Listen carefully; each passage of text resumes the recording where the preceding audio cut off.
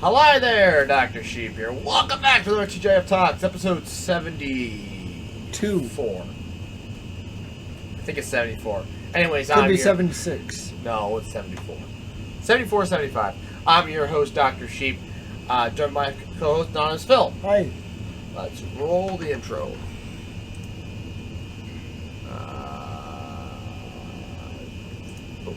No, I'm going to turn that off. Whoa. Wouldn't you like to get away? It's Friday. Gotta get down on Friday. And they're always glad you came. I'm your host, Dr. Sheep, and today... I'm your host, Dr. What the hell? Anyways, these podcasts are broken down into 4 parts. First, we have our week's spin, followed by the news, followed by your comment, followed by a random fourth topic. Today's fourth topic, as you've already seen, is nihilism. Anyways, so, Phil, as we always do, how was your week? Good. Fine. Do you think the people wonder why you're here in person? No. Instead of on your crappy, laggy webcam in your parents' basement? No. Oh, you don't want to tell us why? Oh no, I'm saying they don't care. Maybe the water bottle will be like, hey, I want to know why. Oh. Why were we out? Oh yeah, we wanted to find a storage container. That wasn't the reason why. That wasn't the whole reason why, though. What was the whole reason why? Your Wi-Fi. Oh, well, I mean, I could have used data. Yeah, but you didn't want to use that data for 3 hours. I could have. Could have. Then you probably would have gotten a data limit. And then No, we have unlimited data. Well, no. There's only so much fast data they give you, Oh. and then they cut you off. Oh. So it's possible you would have ran into that limit. Possible. Anyways, what else have you done the past 2 weeks? Nothing of importance. Work, and sleep. Boring. I guess I moved. Yeah, that's pretty exciting. How'd that go? No. Who It helped? was not exciting. Why was it not exciting? It's a lot of work. Exhausting. Who helped you move? My parents. Wow. I'm so glad that your parents are going to help you move. Well, you don't get help? Well, I asked her uncle. Yeah? Not the mean one, the nice one. Oh, yes. And not your dad. The one with the big truck. What? So I talked to him. He's like, well, my bed's not as big as you think. I'm like, oh. So we'll just bring the trailer. So. Is he helping you? Yeah. Oh. And then my brother, texted me. He's like, so are you moving? And I'm like, yeah. What did he say? Do you need help? I'm thinking to myself, this guy never... I never asked him because I figured he would say no. But Yeah. apparently, he's self-volunteering. And so is he nominated? Well, I told him, we're really only going to need him to move the couch. And he's busy anyways that day, so it's just Oh. well, he's busy at 3. So, Yeah. there's a small window where he can help us move this couch out of my dead great-grandmother's basement. Oh. Because it's the pull-out couch, remember? Yeah, the pull-out one. Extremely heavy. Really? According to my grandmother. I have no idea. I don't know. We'll see. You might need 3 people. Do you work the 15th? Sunday? Oh, wait, Waiting. Sunday? Yeah. 11 to 7. Damn, I was going to invite you over, but I guess 11 to 7. to see my new crib. Oh. I mean, you could come over after. I'd come over Monday. Oh, I guess I could come over after. Or you could come over. Well, I think we actually do need to film another podcast. Oh, do we? Don't we? I'd have to look at the calendar. Let's look at the calendar here. Well, hold on. That's a later in the podcast thing. We'll worry about that later in the podcast. The future of the channel. Talking about Double Up podcasts. Remember? What the comments? Podcasts? Well, yeah, when we're doing them. Because that's technically the future of the channel. Yeah. So anyways, is that all You moved? Anything else exciting? No, I moved, I worked, and that's about it. So, like, Literally, that's all I did. Are you gonna try and get weekends off? No, I'm not even gonna bother. Why? Because I know they'll schedule me regardless, and I know that I really have no say. Union. So actually, where I work, I learned this today. Like, they will fire you if they hear. So, like, actually, they will not hire, and this is an unwritten rule, but it is confirmed. If you've ever worked at a place that's been unionized, they will fire you on the spot, or they won't hire you at all. Really? Yep, there's two guys, they were manager trainees, and they found out that the store found out that they used to work at a grocery store that had a union. Yeah? They fired them on the spot. Really? The minute they found out, they're like, oh, you're fired, get out. Well, I'm pretty sure my grocery store has a union. You can never work for Menards. Good to know. You have a grocery store that has a union and you can't get weekends off? I don't know if it has a union. I think they do. That's the crappiest union I've ever seen. Maybe. Disappointment. Actually, one of my... Well, he doesn't work there anymore, but he used to. He worked at Menards, and then he went to Hy-Vee. Well, that's fine. You just can't go Hy-Vee to Menards. Ah, If there is, in fact, a union at Hy-Vee. yes. If not, then yeah, you can do it. Form a union. Get weekends off. Yeah, yeah. Make those stupid high schoolers work the weekends. You have seniority. Yeah, but see, the thing is, no one can do what I do. Well, I guess they don't train people to do what I do. Why? I really don't know. Then I'd put a complaint and be like, hey, give me either management payment or let me down, or don't let me have to work weekends. Yeah. Or else I'm walking. You're gonna walk anyways, so Yeah. what's the matter? Come work for Menards. For the last day you're there. Hey, I'm here. I'd be curious if they hire you. It's an interesting question. I don't know. But anyways, your life is boring. What did I do? I thank you for acknowledging. Your life is boring. Boring. If you would get weekends off, you'd have more excitement. Now you wonder why. The answer was, Spoilers! Spoilers! They've already seen the spoilers if they're paying attention. But spoilers. Anyways, what did I do? Well, I continued to pack. I bought some more totes, packed up the elements. They're all packed up and bubble wrapped up. That was a stressful experience. I didn't really work that much. We streamed a lot this weekend, but that's more of a later in the thing. Actually, I didn't do much either the past 2 weeks either, now I think about it. Because I can't think of anything. Oh, yeah, I worked 6 days in a row. That's why I can't think of anything. Because I legitimately just worked my butt off until I wanted to die. You know, I was talking to Kyle, and he said, I worked every day for the past 2.5 months. And I'm like, that's because you don't, A, work enough hours while you're there, or B, you don't work at a job that pays enough. yeah. I think he makes the least out of all of us. Will? Oh, sorry, not Will, Kyle. Did I say Will? I meant Kyle. I wasn't listening. Wow. I tuned out for a second because my dad texted me. Anyways, Kyle, I think, makes the least out of all of us. Maybe. However, he also works more than we do. So he probably makes about as much money as we do.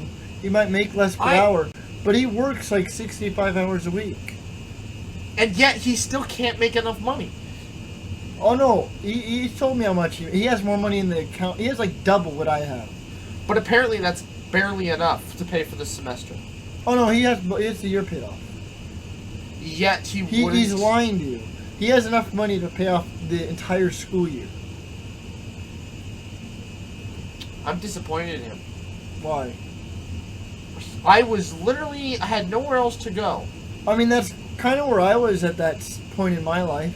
and then I had an entire year saved up, and then I backed my hours down a whole bunch, made enough to pay off like another semester or whatever, and then I took my study abroad, which was basically another whole nother semester. Well, he's not doing that. Or is he doing that? I don't know. He doesn't know. I think probably not. Mostly because... He can't work enough to pay for it. No, he has enough money. He already said he has enough money to pay off an entire school year. Over the course of a school year, he'll make enough money to pay off another semester. Yeah, but then if he's gone for almost the entire summer. But my point is though, then the next semester, fall, he can work enough to pay off the spring. That's what I did, and it worked for me. The money I made during the fall paid off the spring. But the money would I made it work for him? Yes. Considering how much he has to work to make the same amount you were making? He doesn't make a whole lot less. Oh, it seems like he makes a whole lot less. Well, I mean, that may be the way he's portraying it to you, but it's not true. Does he actually work 65 hours? Yes. Because he has a job that he works 40 hours a week, consistently 40. I know because I worked that job. And then he works at at the uni. What? At the uni. Uni. At the uni. Yes. And then he has a job, at Super Saver where he works 20, 25 hours a week. Basically his weekends. And throughout the week. Because that job ends at 3 through 30. The man's killing And so himself. then he goes and works at Super Saver like 4:30 to 9 or whatever. The man is slowly killing himself. I did that one summer. That's how I paid off for my study abroad. Yeah. I just feel like he shouldn't work for the university. There's better paying jobs he should take that are a lot less labor. Yeah. And pay a lot more and will give you the same amount of hours if you ask for. But anyways, that's what he's doing right now. And so I think he'll have enough money to do study abroad if he so chooses. And I don't know if he really wants to, though, because of the whole travel thing. He's kind of skeptical about the COVID and traveling, and yeah. Well, I don't think. Well, he's kind of screwed with COVID now with traveling. Yeah. Just do what I did, kids. Just get your college done in 3 years. Don't go across the country. Barely work any hours. Find somebody to pay it for you, and you're good. A bicycle pump down here? Yeah, it's supposed to be my truck, but I took it out and I need to put it back because it can technically air up my trunk tire. But I have the battery-powered thing now. You're like a child. You see something, you gotta touch it. 100 psi. Yeah. I wouldn't want to pump up a truck tire with it, but if need be. Although it might just take just as long as with the electric one. Electric one's really slow. Yeah. I had to go from 12 to like 35, and it took like 5-10 minutes. I was like, oh. But it took like no battery life off the damn thing, so I was like, oh, okay, well I guess then I should do more of them. I don't know. Yeah. I'm currently abusing it because it shouldn't be in my truck. It should be inside, but I don't have any place to put it. The hot air. And then the blistering cold temperatures. Well, it hasn't been blistering cold since January. Is very bad for a battery. Well, I think the cold's worse than the heat. Yeah. Because, like, the heat's bad if it's running, but if it's not running... But the humidity also makes a difference. Oh, yeah. It's in the bed of my truck, though. I don't know how much humidity it's actually getting. It's pretty dry in the bed of my truck. Yeah. But anyways, yeah, you guys' lives suck. Well, thank you. I've acknowledged that since day one, accepted it, and moved on. You know, this probably fits better in with the nihilist thing. But people always say life's a disappointment. I disagree. You think it's enjoyable? No, that's not. Disappointment and enjoyment are two different things. Disappointment. Disappointment means you expect it to be better and it's worse. Does it mean that it's enjoyable? Because, you know how many different degrees of bad there are? You can expect it to be bad, but if it's worse, therefore it's still a disappointment. But it wasn't enjoyable to begin with. Oh, fair enough. But no, I say life's not a disappointment because you're told by day one, by literally every single boomer, that life sucks. That life is hard and it's going to beat you down and kick you down. Right? You're told from day one. Therefore, if you listen to them, which on something like this, you probably should. Then life is no longer a disappointment because you know it's going to suck. What's the antonym? What? What's the antonym of disappointment? Expected? That doesn't work though. Anyways, so therefore life isn't a disappointment. Disappointment right there. Yeah. Satisfaction. Happiness. I would say satisfaction is the best course. Satisfactory. More similar. A letdown. That's a. Oh wait, no. We want similar. success. No. What? What this? It's, Synonyms and antonyms. Where's antonyms? Antonyms for disappointment. Fulfillment. Content. Contentness. Contempt. Gratification. Yeah, gratification, satisfaction, I think, are the true opposites. Yeah. In this context, yes. Yes. So, anyways, back to what I was saying. Then life. Oh. A cat ad. Where's the? All the way to the right. What? Right. Give me the mouse. No. All the way over here. Oh. What? Oh, this thing's blocking it. I'm sorry, but that's why I said give me the mouse. Anyways, okay, what more do you need? Alright, so you could just whatever. You didn't whatever. Boomer. Anyways, I could not see any X's, okay? Anyways, if you follow the boomers, what they said, therefore life will never be a disappointment. Yeah. Life in general is also not satisfactory. It meets its requirements. Actually, I don't think it's even satisfactory. I think it's just content.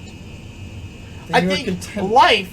See, people look at life, and so people are like, okay, what if you applied a point system to life to try to figure out if everybody's lives if somebody's life is better than somebody else's? No. The problem with a weighted system is that, so let's say like one thing is 10 points, one's 50, so on and so forth. Does everyone's life average out to the same? It won't. So some people are just No.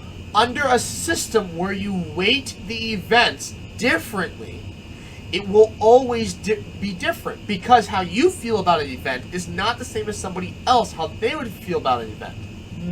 So therefore, yes, you're going to see these divergences. Yeah. However, if you just assign the same value, +1, -1 to everything, you will probably get a 0 for almost everybody. Yeah, that's what I just said. So it averages if you don't weight them. If you don't rate feelings. However, the problem then becomes is when do you apply the value? Do you apply the value the day the event happens or after? Like, let's say you get in a car accident on the way to, let's say it's 2001, September 9th. Sorry, September 11th, 2001. You're on your way to work at the World Trade Center. You're in your taxi. The taxi gets in an accident. Yeah. So you have to go through a whole accident report. You have to go to the hospital.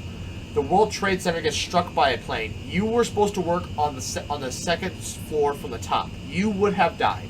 Okay. One at the top. That's probably an observation deck. People probably don't work up there. Unless you're like, I guess, let's say you're working on the top floor because you're selling a gift shop or something. The top business floor. You're on the top business floor, which means you would have died. But instead, at the moment the accident happened, that's terrible. It's terrible that you got to go to the hospital. You have to have an ambulance ride. That's $70,000 right there. Like, crap. I can't pay this off. But an hour later, you find out you would have died.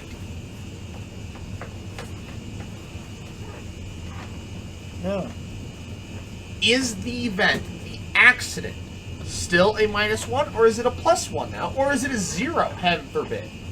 All my worries would have been gone in an instant had I not gotten in a car crash. Well, I mean, I guess that's probably too extreme. That let's say you didn't make it to work. Well, let's say there was a shooting at work or whatever. Yeah. Let's say you're going to school in America, right? You're going to be a teacher. There's a shooting, but instead you get an accident on the way to work. And so instead of experiencing a traumatic event, you had a concussion and a broken wrist, Yeah. right?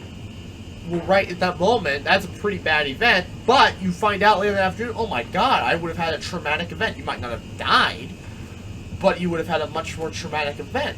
So now, is the accident a +1 or is it a 0? And you could debate back and forth, arguably, that it's a +1 or a 0. All day long. And so your point is that every event That's is a 0. It would have to be, because no matter what, how an event is today will change 20 years from now how you look at it. Yeah. So So if you what's the put- point in worrying? And What's that- the point of being hopeful for the future? And what's the point in worrying about the past? And that leads to our 4th segment, but we aren't there yet. So let's just move on to our 2nd segment. Let's just move on to the 4th. No.